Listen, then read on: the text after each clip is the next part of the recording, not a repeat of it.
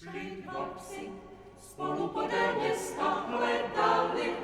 kudy vede cesta, štěkali, napadníky kolem děsili,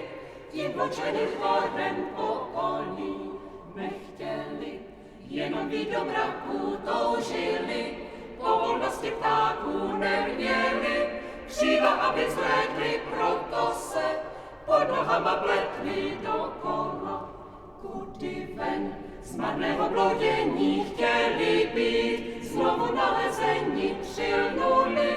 ke člověku pánu bez něho, je jim smutno k ránu i z večera. Poznali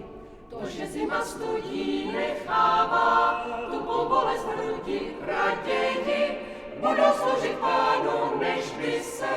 probouzeli k ránu hladoví. Zjistili, že jim bytí sluší cítili, volnost ve své duši viděli, kolem letět ptáky nechali, je odletět z mraky na